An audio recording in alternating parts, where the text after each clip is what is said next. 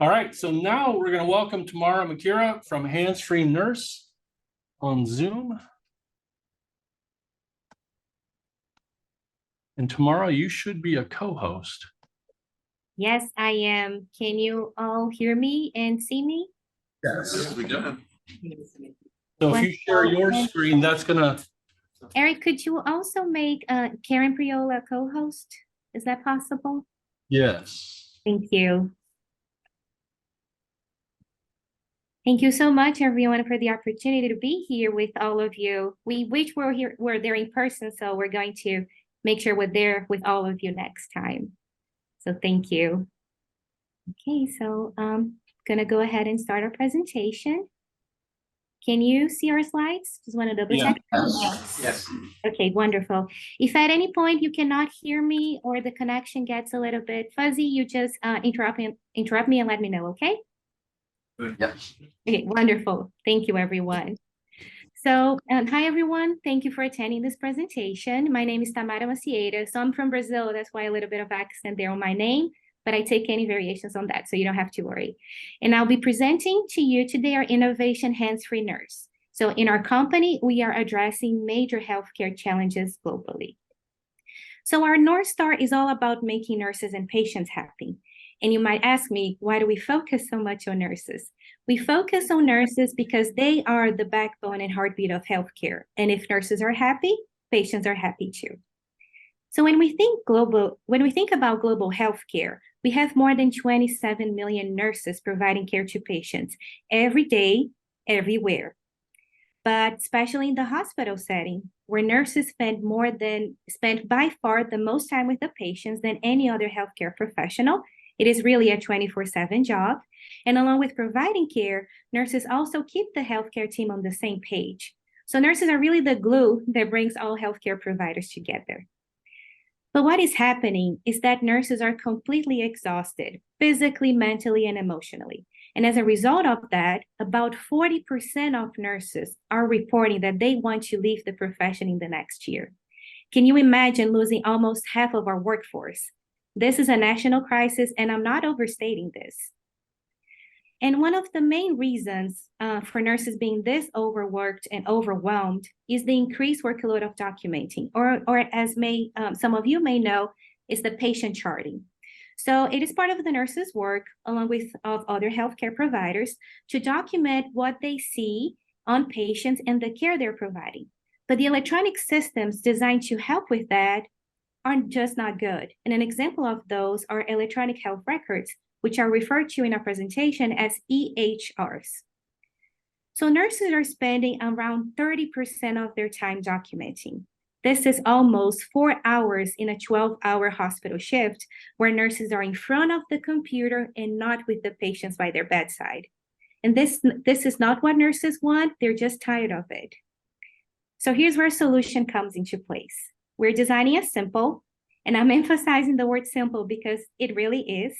So it's a simple system where nurses are no longer required to stand in front of a computer to document.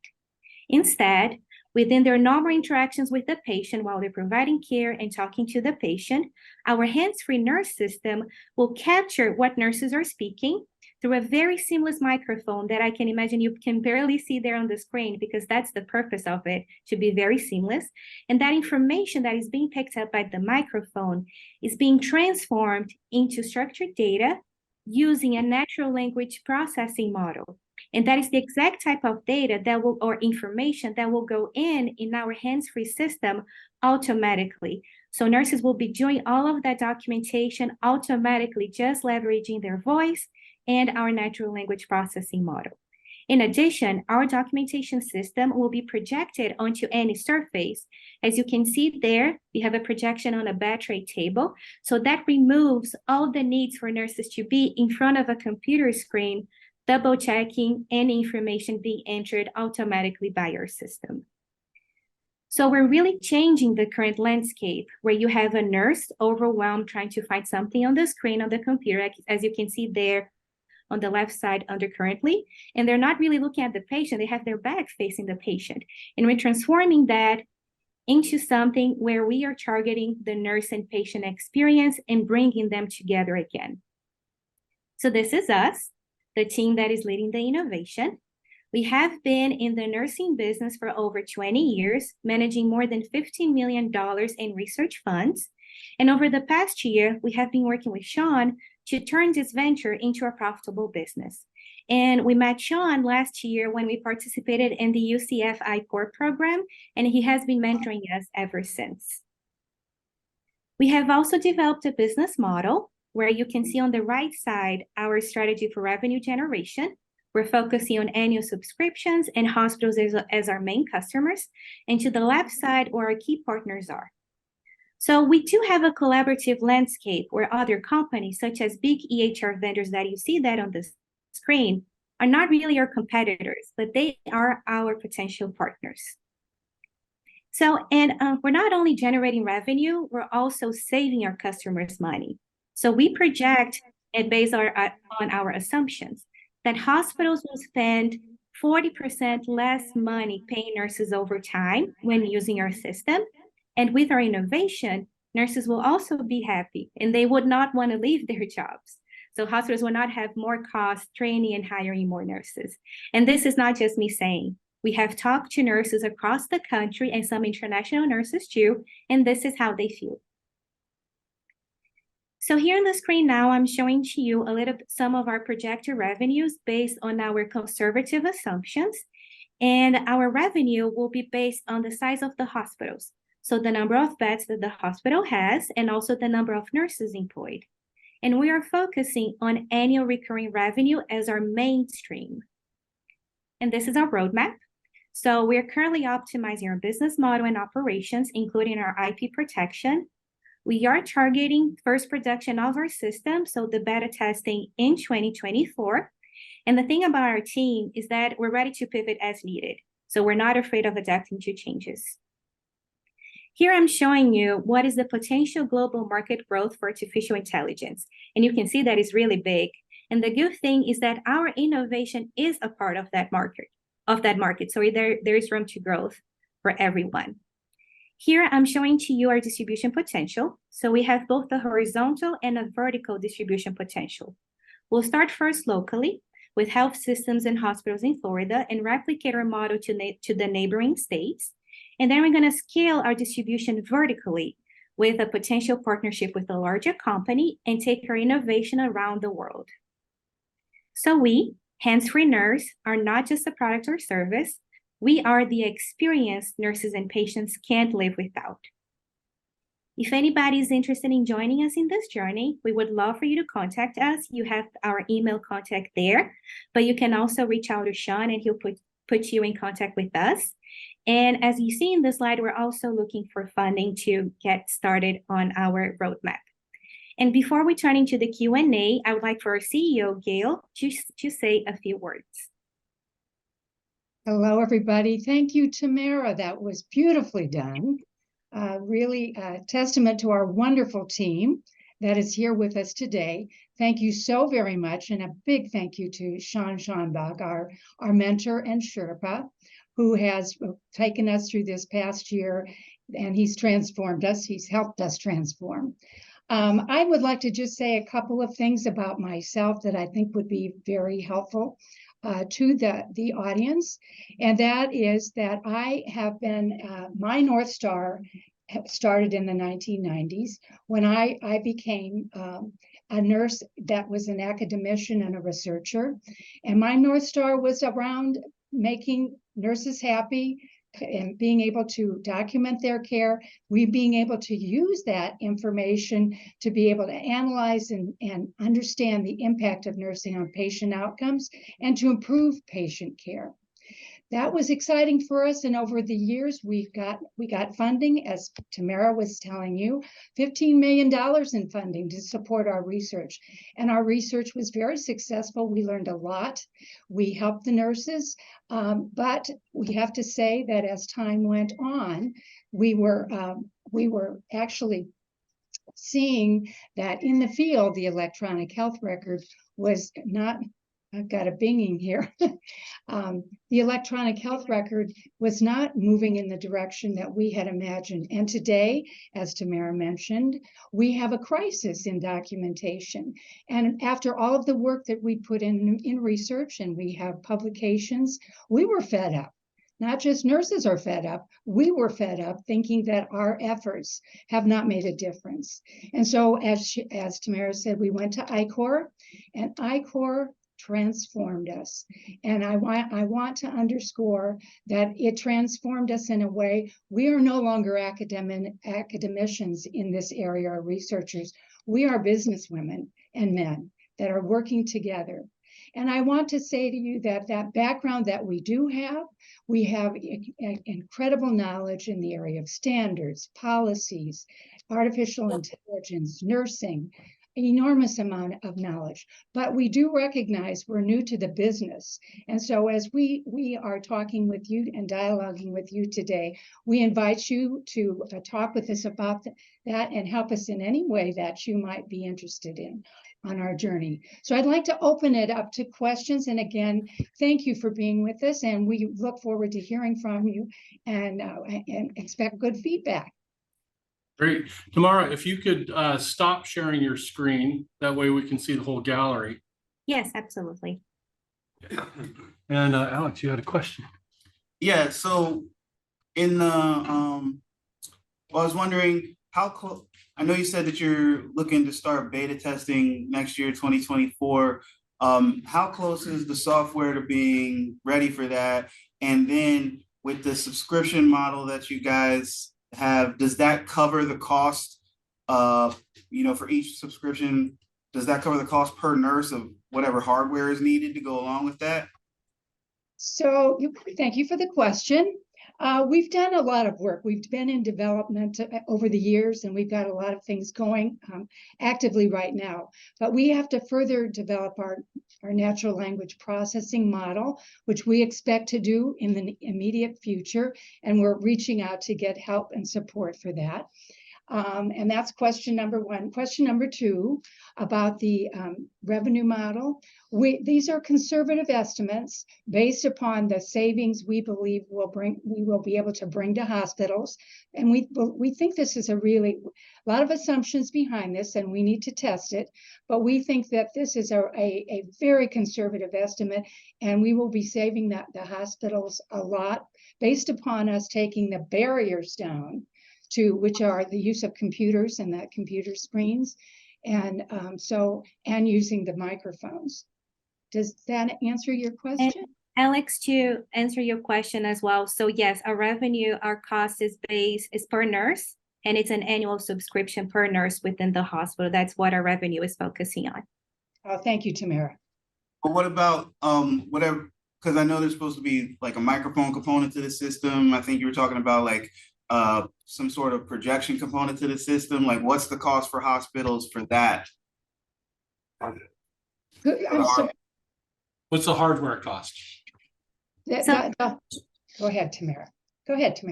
Thank you, Gil. So the hardware cost for the microphone and the projection and the space, like in the server for the natural language processing to be working and for a system, is included in our estimated cost of about $2,000, Gil, if I'm not mistaken, per year per nurse.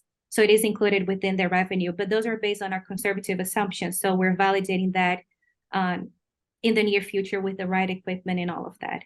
But it should all be included. The hardware is included within the annual subscription per nurse for each one of the hospitals. Great. Right. Yeah. Thank you for the presentation. My question, I have actually a couple of questions. The first one is how accurate your algorithm is. And the second question, the data and in general, the software, is it HIPAA compliant? And how do you manage the data, medical data? As it sounded like you're planning to scale up to Europe and other countries. They have different policies rather than the US. How are you going to manage these things? So we are starting our journey, and as Tamara was saying, we are starting locally and then expanding out. But we have had a lot of experience, both internationally and nationally, and have an understanding, as I had said earlier, around the standards. And so we will scale up, and we are projecting that how we might do that. But we want to start slowly, and we want to actually optimize our business model so that we actually get to our North Star. And we believe that caution, although we are looking to speed because of the way technology moves, we are expecting to do, if we can get the funding, the quicker we can be moving forward with our hands-free nurse. And just to add to that, we're starting in the United States only first, and we are aware of HIPAA, and all of the data that we'll have access to and the data we'll generate through our system will be HIPAA compliant. So we have all the standards in place to do that, to allow that no patient information that should not be shared will not be shared. So we're aware of that, and I thank you for those questions. Those are great questions. Don and then Alonzo. All right, two things real quick. Before getting into insurance, I was in internet security. And so Medicare.gov got hacked the other day. And the only solution the government has is go lock your credit file. So that's a huge chunk of business. Security is going to be huge for you. And then the second thing is, you got to joke, $500,000, you need a BC with super huge pockets, because I promise you, you'll spend $5 million before you start rolling this puppy. So that's all I just want to say. I think it's a fantastic idea. It's long overdue. We see this every day in our healthcare business. And so you've got a huge opportunity, but you need to go get a lot more. So thank you for that comment. And I'd just like to tag on to that we have implemented, as part of our research, we implemented a component of the electronic health record into 4 hospitals, and we were testing in there. So we've dealt with a lot of the issues, and we understand. We know this is going to take a lot, but we actually have quite a bit of knowledge in the area. We need help. We need help. So, and we are looking for those that would be interested on that, but we are very much aware of the security issues and a lot of the policies around interoperability. Thank you. Other questions? I was in the tech space for 25 years, but as a partner with SAP software. And so this integration model is a big deal. So are you planning on replacing the EHR? Or are you planning on integrating to the EHR? And who's going to ultimately be your salesperson? Is the EHR going to be your salesperson, or are you developing a sales team? We will be interfacing, and we will be building along with the electronic health record. And so there's some intricacies around this that we will be using FHIR. We'll be using a number of the standards and the standard terminologies that go along with that. But having said that, we have to optimize, as I said before, our business model. And I'm not sure, does anybody, Sam, did you want to say anything about that? I think we are undertaking a major undertaking. As far as I'm concerned, hunger is the #1 problem. People are dying right now while we are talking. Number 2 is climate related. We are going to be in water before we go. Third one is this healthcare. It is created by human, and human better fix it. Otherwise, we're going to be deep trouble. This is nothing. This is the tip of the iceberg. What we're talking. But we are determined to do this. I know this is my mission. Actually, minimize human suffering and delivering happiness all over the world. That's what I'm up to. And we know exactly how to go about it. And we have to get the right people, visionary people at the top, like a hospital or manager, who can understand, be behind the legacy rather than going ROI. Right now, it's pathetic the way things are going. And we have a way to go. So we are going very slowly. These people know how to manage it. We'll get it locally. We'll make sure our business model is really good. Then we'll try to repeat it. It is repeatable. It is scalable. It's not that easy. That's where the money will be funded. Then implementation. Implementation has a lot of saboteurs in this. So we are trying to work on one at a time. It's not going to be easy. This is pioneer. We are going to do it. Somebody has to do it, and we are going to do it. And anybody can help us. I really appreciate it. Okay. Thank you. So I'd like to tag on to what Sean just said, and to be able to say that what has really made us come to the table here is that we are seeing the industry constantly band-aiding, and things are becoming more complex with each new innovation. We are going above, and we are coming up with a simplistic view, and that is based upon the fact that we know a lot after being in the field for a long time. So I very much, and we're very grateful to Sean, and as we're heading into the business of this, it is very important that we do link up, and we absolutely understand the importance of it. But this is number one priority for our team. And we are very excited about it, and we believe we've got the capability, but we know we have to work with others and bring folks in with us to make this happen. All right, final question, and we're sorry, Jenny, we're out of time. What can we as a community do for you? Well, thank you very much for hearing us out. Really appreciate the questions and any feedback that you can give us to help. That would be wonderful. But we are looking for people that are interested and committed. And it sounds like people in this audience recognize how large this problem is, and that it is not getting lesser, and that our mission and our North Star is to make a very big impact. So we welcome people to join us. And then we need funding, as you notice. Yes, it's going to take funding. And yes, and we recognize that, and we recognize it's going to take a lot. But we think if folks get behind us and start to support us, we're going to make this happen. We can make this happen. We've got a lot of capability on our team, and we certainly will expand to those who can help us and make this happen. So thank you very much, everyone. And Sean, thank you. Sean has been an absolute, all of you know Sean. He has been such a wonderful Sherpa to us, and his enormous experience, he has taught us so much, and we're very grateful to him, and we will continue. Thank Great. you. I would encourage you to stay on because you will have some people who want to talk to you after this. They'll just stand here and we'll do a little Zoom conference. So anyway, Gail and Tamara, thank you very much. Thank you. Thank you.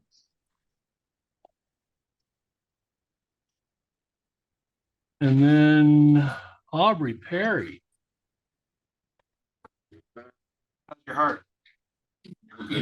Feel good? Left arm feel good? Yeah. Good. Great. Aubrey Perry is Crackem. So I have to be there. I'm going to share the Zoom. Yeah. Good. Keep going. Okay. Few weeks ago, as Eric mentioned, I was supposed to present, and hurricane came through and kind of changed some things around. So a couple weeks later, I'm back, and here I am. But one of the things that Eric said when he was introducing me coming up next week was, I want to introduce you to Aubrey Perry. He's going to be talking about, and the words he used was that Crackem was a dating service for craft beer. So I'm like, the hell is he talking about? So, I get that a lot. yeah. So anyway, He's never wrong. he's never wrong. So we're gonna lean into it. We're gonna lean into it today. The dating service for craft beer. So my love of craft beer started back in 2017, 2018.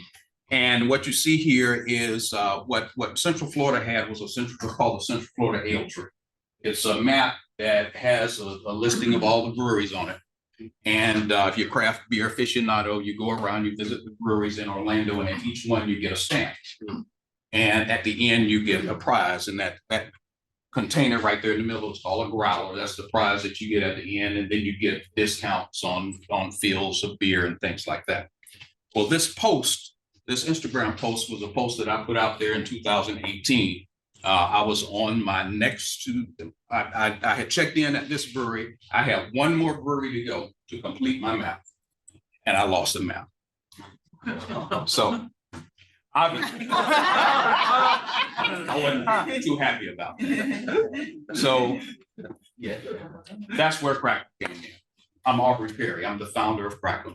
Crackem is a mobile brewery marketing platform. So the issue that craft beer drinkers have is it's difficult to find breweries and craft beer bars, especially when you're outside of your home area. So you end up Googling breweries near me and just kind of hoping for the best. The breweries also have a problem because brewers brew. They're not experts in marketing.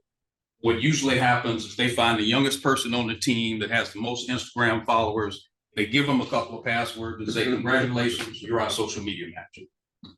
And then they also rely on third-party organizations like direct marketing organizations or visitors bureaus and things like that to create these maps and pamphlets and things like that to show where the breweries are. They're paper, they're out of date. And hell, it's 2023. Who wants to carry around a map these days? So that's a problem that the breweries have. And this is where Crackem comes in. Crackem is a mobile brewery, a platform that you can open anywhere in the country. And it's going to show you breweries that are near you and gives you all of the information that you need to determine if you want to visit. It has lots of information for each brewery, and it's location aware, which means it's going to show you the breweries that are near you no matter where you are.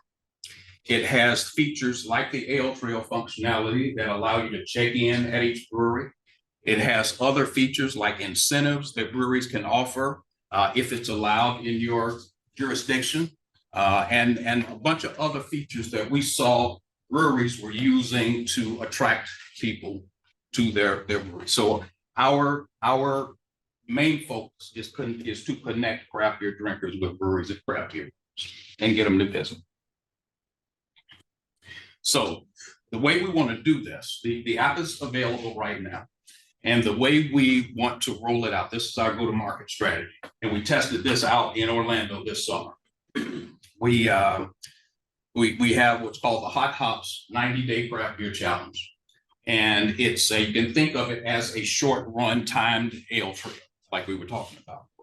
You've got 90 days to visit 12 breweries to get your reward. We use 12 breweries because we want to make it easy to complete. That's going to increase your participation rates. 90 days gives you some urgency to get it done.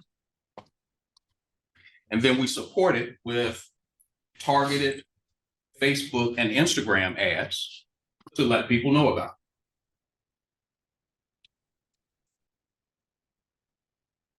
Customers love it because it's free. It's convenient. There's no map to carry around. It's going to be on your phone. It's easy to complete. It's easy to check in. It's got lots of brewery information, and they get a nice reward for doing it. Breweries love it because it's going to increase the traffic to their tap room, which is going to increase their revenue. There's no interruption. There's no training that's needed because everything's done on the phone. They get real-time stats when somebody checks. If somebody checks in at a brewery, the administrator immediately gets an email that says a Crackem user just checked in at your. And then there's also stats real-time in the app that shows how many people have checked in, how many rewards have been redeemed. And then even the marketing that we do, it's a shared expense. We put together the marketing program that we're sending out these targeted emails. But if a brewery tried to do that by themselves, it costs them hundreds of dollars per month. We take that same thing, that same strategy, and use it as a shared expense. So when we started this, we started with QR codes that each brewery had, and you had to scan a QR code to check in. That's not scalable, as we saw. So this year we moved from the QR codes to geolocation for checking in. That way the phone and the system knows when you're at a brewery and you can check in there. And that's why there's no training needed at a brewery and there's no staff disruption there. And that has allowed us to go from we started with 11 breweries here in Orlando, then we had 60 throughout Florida. Then we started going to some cities, some select beer destination cities, and we had about 200. But now that we've done this, we've got over 4,000 breweries listed on the app. And this is a little bit of the hops traction. This is one of the breweries that participated, Toll Road Brewing in Ocoee, small brewery, but they saw a 240% increase in check-ins during the first month that we did the program. The second month, they saw another 200% increase. So every brewery that participated within 2 months had a positive ROI. And we just completed it. I didn't have time to update this slide with the final figures, but every brewery that participated saw at least 2 times their ROI, some as high as 7 times their ROI.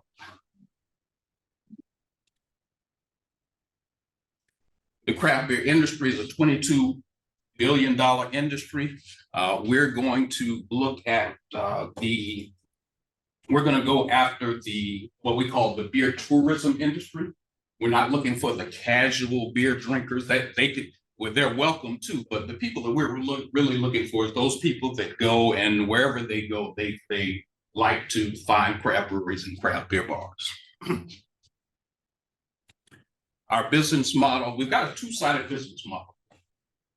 One for the users, the end users, and one for the brewers. But I want to focus here on the user side, because that's where we think the majority of our revenue is going to come from. We've got a freemium SaaS model. Customers pay a monthly fee in order to get access to a number of the features that they have. You can still open the app. Anyone can open the app and use it for free to find breweries. But if you want to redeem the incentives that are there, then you have to pay a monthly fee. And there's some other features that are in there that we think that it's valuable for them to pay that monthly fee. And that monthly fee is less than the cost of one beer.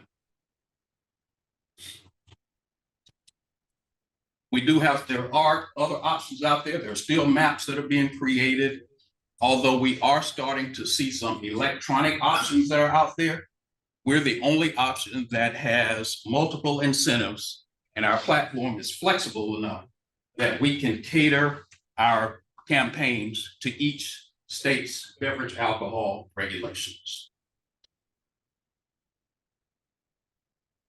We've got a team that's combined of tech people, salespeople, brewery owners, and advisors, both in the financial space and in the startup space. And that's Crackem. That's who we are.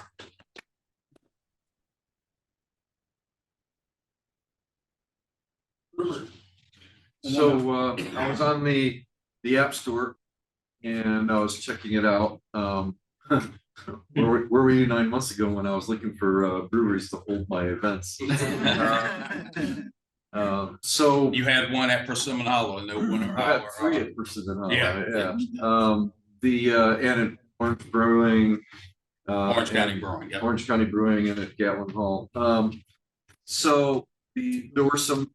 I noticed that you didn't respond to any of the reviews. You had 9 reviews. And with some quick calculations of, typically 0.371% of people leave reviews. So that gave me about just under 2,500 downloads or whatever. How many downloads do you have or installs, and what's your run rate? We've got about we've got just under 2,000 installs. Okay. Just under 2,000 installs. We've got about 100 subscribers, but we're just here in Orlando. We've got 4,000 breweries. The majority of them don't even know they're on there, because what we've been doing is we've been trying to do a couple of things. Perfect the platform, make sure that the geolocation and the check-in and everything is okay. And then we needed a story to tell. this hot hops program has given us a story to tell. So now we can go into breweries and say, this is what we have and this is what we're doing. So now we're getting to the point where we're going to start to expand what we're doing. Okay, I would have thought that it would probably been better just to stick in Orlando or in the Florida area instead of spending resources to basically develop 4,000 and instead have 4,000 installs and customers. The reason we have to do that is because the beverage alcohol laws differ in every state. Okay. And we want to make sure that we can meet those requirements also. So it was basically setting the platform up. Exactly. On the foundation. Exactly. So now what we want to do is make sure that we have a platform that we can go out. Our users are going to be our sales force. We can't build a big sales force because our price point is so low. So our users are going to be our sales force as they're going out and checking in first. Al and then Sean, and then Al. I think it's a great idea, and I just had one question.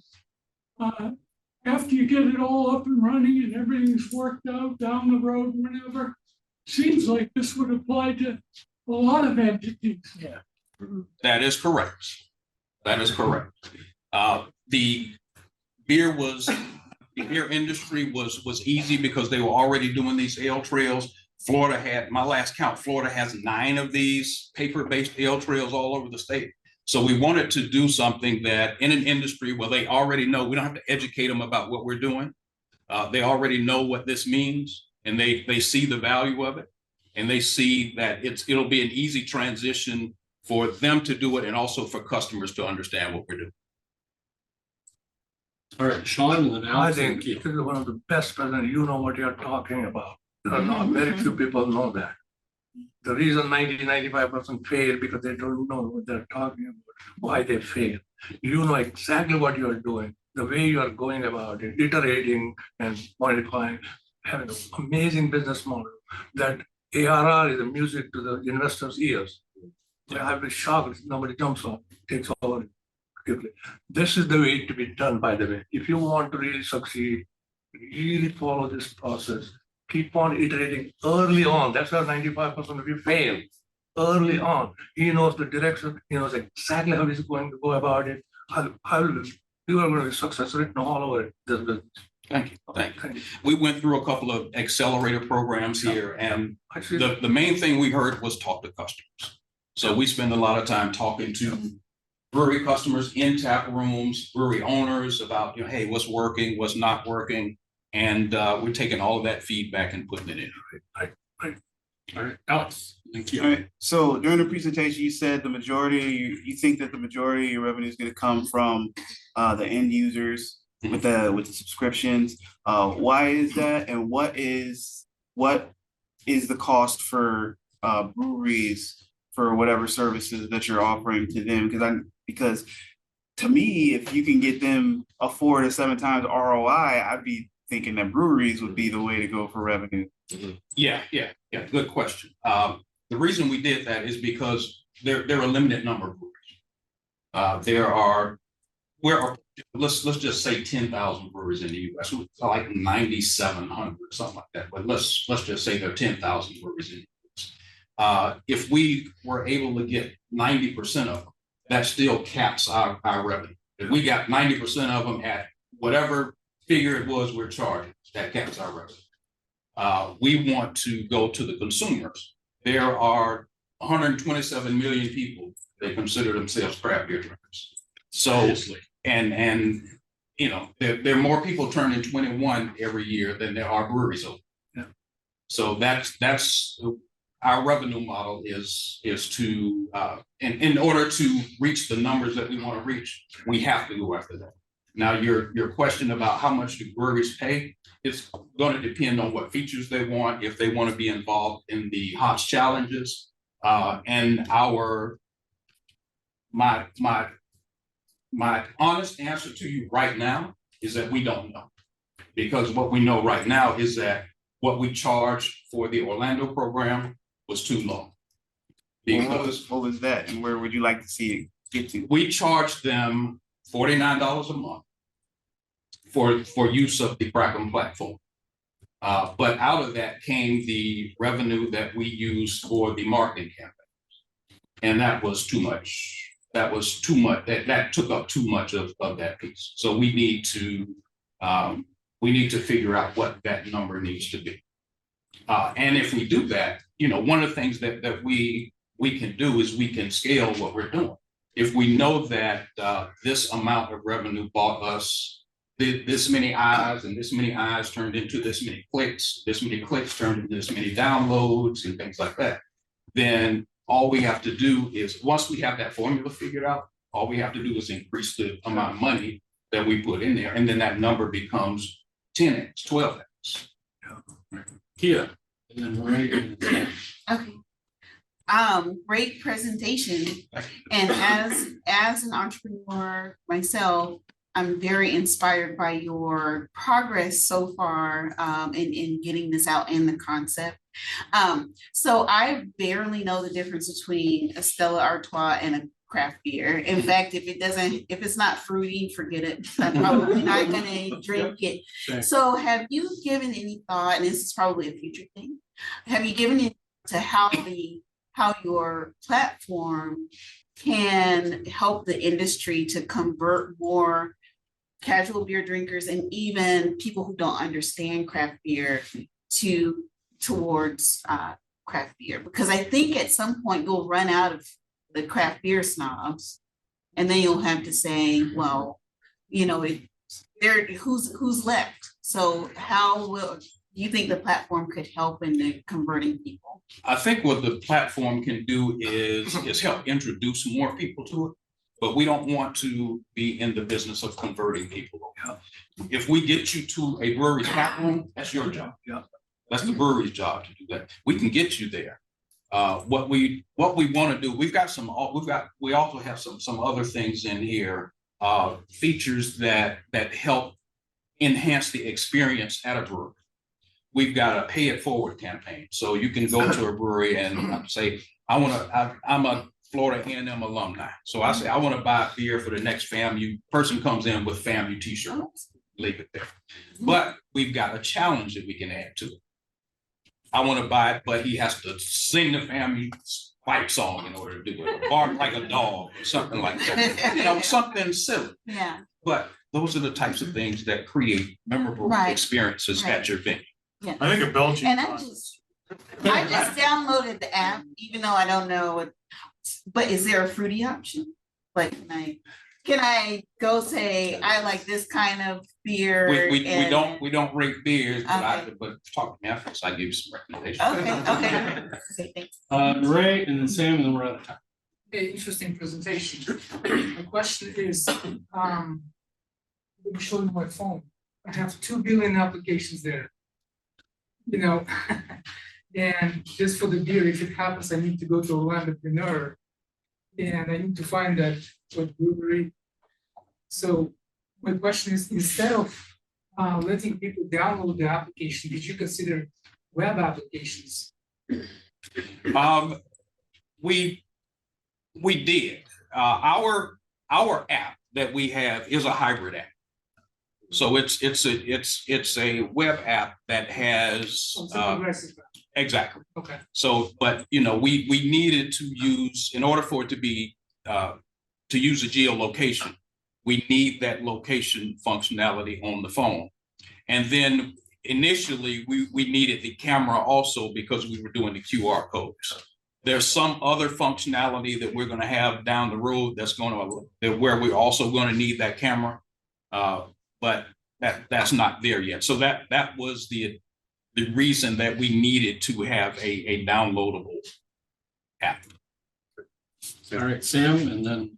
I had a question, and I actually thought of something when you were just speaking, which would be, have you thought of, or why not turn the bars into affiliates and give them some sort of incentive, maybe even a profit sharing for the users that they sign up, and it gives them more incentive to drive people towards using your application. But that was kind of just a suggestion. And then the question was, what is your vision? How do you see yourself going in the timeline from 2,000 to like 200,000 users? How are you thinking about that? We have thought about what you're talking about as far as using the breweries themselves as affiliates. We're working on that. The first thing we needed to do was get this geolocation so we can get everybody on there. The comment that I made earlier about not, our price point is very low, so we can't develop a sales force. Right. So our users are going to be our sales force. We're going to incentivize. If you go and check in at a brewery, we've got it in beta test. Our beta users have it right now. But if you go and check in at a brewery, you'll hear a sound, and it'll sound like bottle caps, and that's our bottle caps reward system. So what we're building into it is a reward system so that as a user, you get rewarded for adding a brewery, we've got a way that you can suggest an update. If you go to a brewery and our information says that this brewery doesn't sell food, but they do, you can hit a suggest an update button that sends a message to our support team to check this out. We'll reward you for that. We'll reward you for checking in at breweries, for your first time check-in, for multiple check-ins and things like that. And as we reward the consumers, they become our sales force. Excellent. So the final question is, what can we as a community do for you? I love the feedback. That was the first thing. I appreciate it. But download the app, and if you're beer drinkers, check in at some breweries and let them know about what we're doing. All of them here know. But any other feedback that you have for me, my contact information is up here. Shoot me an email, let me know. All right. Aubrey. Well done. Don't forget Orlandopreneur Monday night.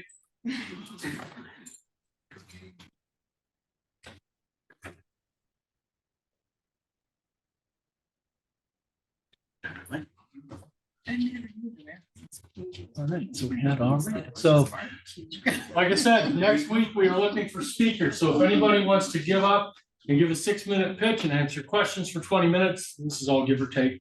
Let me know. I will put you in touch with Josh Zeppes, who's not here today. I think he's traveling, but he will coach you on your presentation and give you the approval that lets you schedule your presentation for next week. So do they email you, text you, drive by and wave? What do you? See me after this, I'll give you a card. Or if you just want to email me, it's eric.deckers@gmail, ERIKDECKERS, eric.deckers@gmail. And just email me and we'll make all that happen. If you want to download the chat, if you're on Zoom, go ahead. To the 3 dots at the bottom right corner of the Zoom window, and then click it, and then there's a save this chat. If you're not on Meetup, join us on meetup.com. This is how we announce all of our meetings. We also have a Facebook page. So is anybody not on either of those, on Meetup or Facebook? Good. Maybe I'll just start doing this. And then finally, connect with somebody.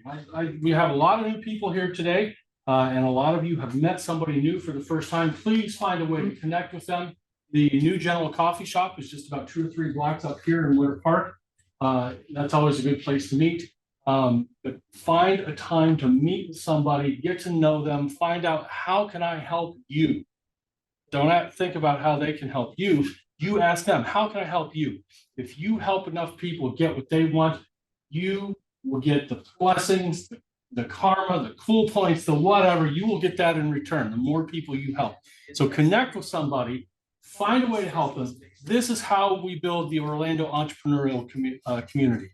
And I'm excited to be a part of that. So thank you. Next week, we will be back here in the basement. So thank you. Don't forget your parking pass. It's right over there on the corner table behind Alonzo. If you're coming to Orlandopreneur, I'm not going to say anything else. Thank you very much for coming. We will see you all next week.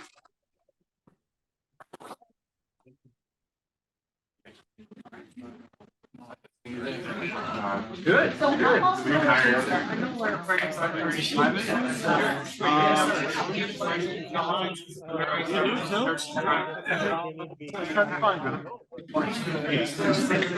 Oh, you were there. For that side.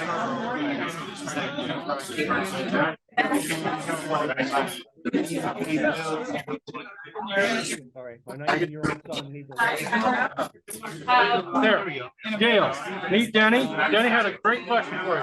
Gail, can you hear me? I can't hear you. I was wondering if we were going to stay on. One of the things that I did not hear from you, have you talked to any of the administrators yet?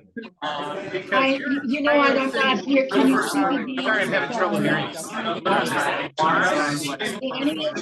Danny? Where'd he go? Can't hear you.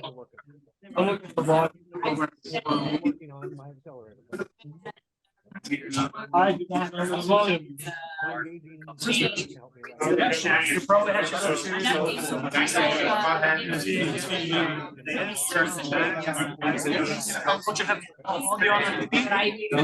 how we heard it. Danny, can you hear me? Standing closer, that makes a difference. Have you talked to the administrators? Yes or no? Will they be approved of your pricing?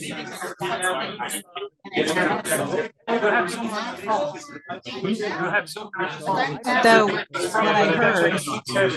what I heard, Gail, was have we talked to the administrators here at the hospital? Oh, I want to answer that question. Now, have they approved of your pricing model? Yes. So Gail has an answer for Because all that. your plans aren't gonna work unless the hospital buys into them. Obviously, they got. So Dan, can you hear me? Oh, you're hearing me. Yes, yes, he's hearing Danny, you. can you hear me? Can you hear me? I'm hearing Karen, I'm not hearing you. Gail. Let's see. Can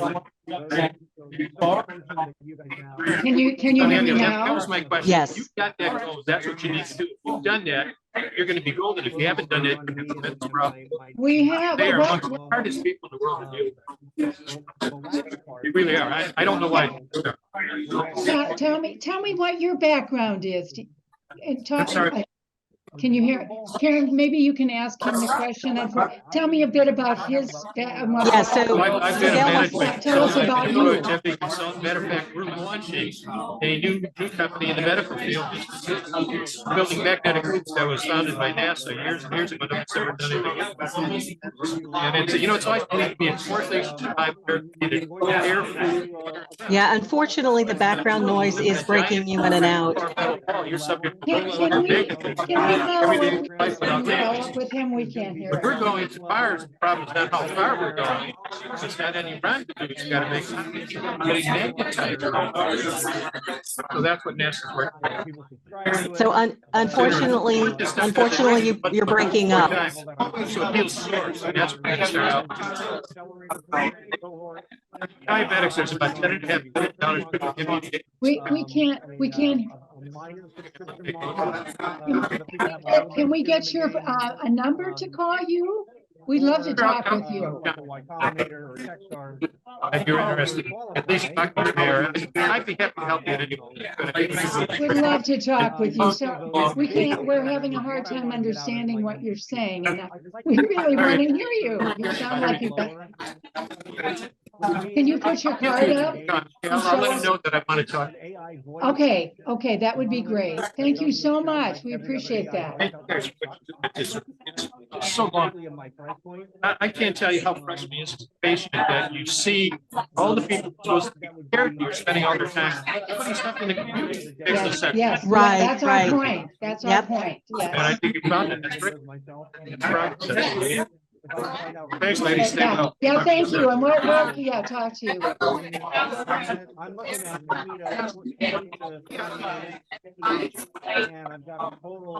Yeah, so I guess that question that he was asking is, have we talked to an administrator here at the university? And yes, you had talked to the CEO.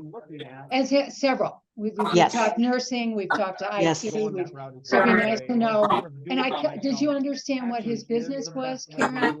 Yeah, he technical field, but he's been in the hospital and agrees that the problem with a patient is that most of the time they're seeing the back of a nurse instead of their face and talking to them one-on-one. Mhm. Hello. So did you get, hi, Do you have a question for us? Yeah, I thought there is a discussion. And I can't hear. I know it's a discussion. Yes, you had a couple, I'm not sure we answered your questions. And you had a couple of good questions. I'm not sure we fully answered your question. I can't hear. Yeah. I wonder where Sean, maybe Sean. Could you tell Sean, give Sean your information? Sean Buck, do you know who he is?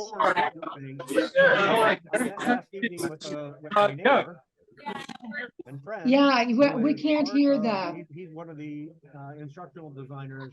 Okay, I'll stay for a while. Just to attend the discussion. Once you people spread out. Sounds good. So I told him the video of the one of the $1 million. What's the name of that gentleman that put us up? Because his microphone's perfect. Eric. Eric.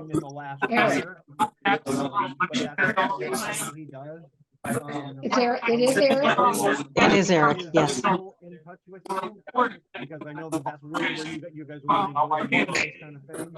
So I can get an introduction into there through Tristan. I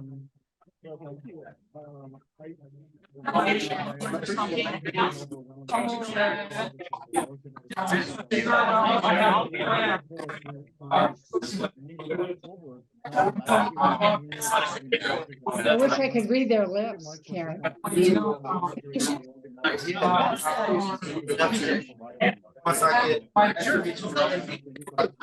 Okay. Well, cool. Well, whatever Sean's doing, he's in good person. I don't, it probably isn't also he would have walked over to the computer. I'm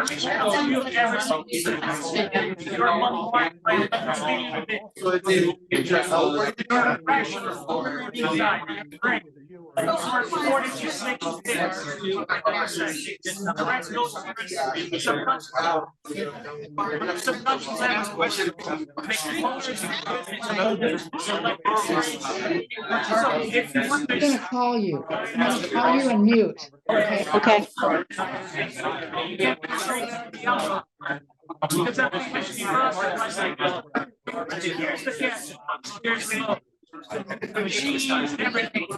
They don't know how to.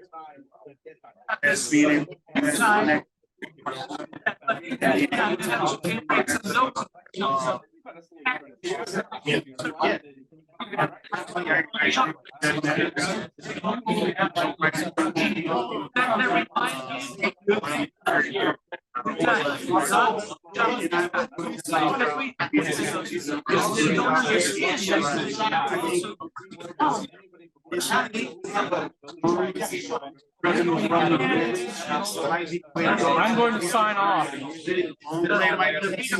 So, thank you both. Great job. We were